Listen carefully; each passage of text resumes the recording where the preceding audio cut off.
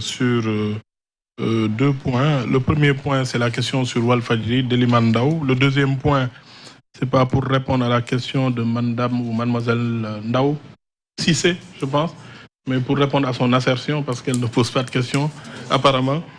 Sur l'affaire Walfadjri, je voudrais rappeler juste quelques faits. La couverture médiatique par le groupe Walfadjri des tensions notées le 1er juin 2023 à Dakar et à Ziguinchor a été entreprise en violation du Code de la presse, du cahier des charges et de la convention d'exploitation de la chaîne. Pour rappel, pour des faits similaires, la diffusion des programmes du groupe Walfadjri avait été suspendue pour 72 heures le 4 mars 2021 et pour 7 jours le 10 février 2023. Aujourd'hui encore, le groupe Walfadjri est frappé d'une suspension de 30 jours pour les mêmes faits. À titre illustratif, il ressort d'un reportage de leur correspondant à Ziguinchor le 1er juin 2023 que, entre guillemets, l'armée est déployée dans les rues de Ziguinchor pour tirer sur des manifestants. Je répète, dans le reportage, il est dit « L'armée est déployée dans les rues de Ziguinchor pour tirer sur des manifestants ». Vous êtes des professionnels de la presse, je vous laisserai apprécier ce type de phrase qu'on a pu tirer des reportages de Walfadjri.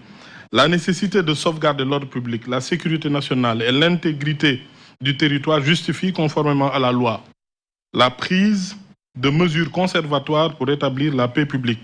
Ces mêmes principes directeurs s'imposent également à la presse étrangère. Enfin, pour la presse en ligne, l'éditeur et l'administrateur doivent avoir la maîtrise éditoriale du contenu publié dans leurs sites et réseaux sociaux. D'ailleurs, sur les espaces de contribution personnels des internautes, l'éditeur de presse en ligne met en œuvre un dispositif approprié de modération conformément à l'article 179 du Code de la presse. Donc, sur l'affaire Walfadjri, pour entrer plus en profondeur, ce sont ces sujets-là. Vous avez parlé aussi de certains membres journalistes, membres du corps de la presse, qui sont en détention. Je voudrais vous rappeler qu'au Sénégal, à chaque fois que le métier de la presse, qui est un métier noble, est exercé sans entamer le droit des autres, sans aller en violation du code de la presse et de toutes ces choses-là, il n'y a jamais d'action en justice ou de détention préventive sur ces sujets. Sur l'autre assertion de Mme Cissé, vous avez parlé de nervis. Moi, en tant que citoyen sénégalais, je voudrais peut-être qu'on parle des causes. Moi, j'ai vu des personnes qui se sont organisées pour défendre leur quartier.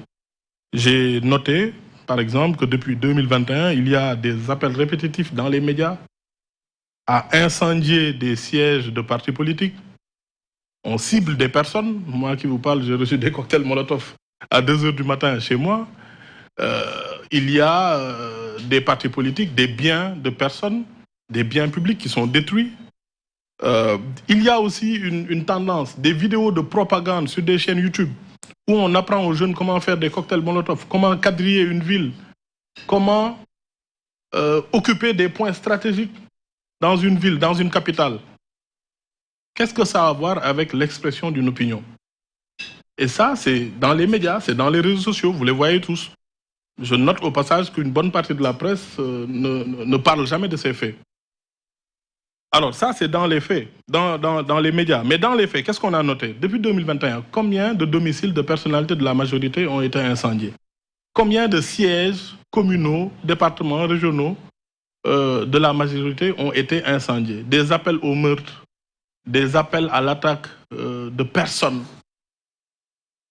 Vous avez noté aussi des attaques de commissariats, de casernes de gendarmerie, des appels dans les médias, mais aussi des faits sur le terrain. Et face à cela, nous avons vu aussi dans des quartiers des citoyens qui sont organisés parce qu'ils ne voulaient pas, par exemple, qu'on attaque le marché HLM. On l'a vu. Pendant 2 jours, des personnes se sont employées à attaquer le marché HLM.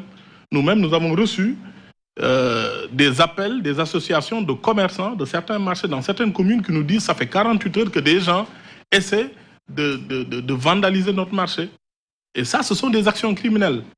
Donc, à côté de la police, naturellement, il y a eu des Sénégalais qui se sont organisés dans leur quartier qui ont utilisé des véhicules pour défendre leurs biens, leur intégrité et leur personne.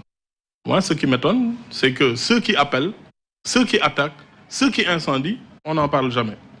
Mais ceux qui veulent défendre leur personne, leur intégrité physique et leurs biens font toujours les choux gras de la presse. Je vous laisse apprécier. Merci.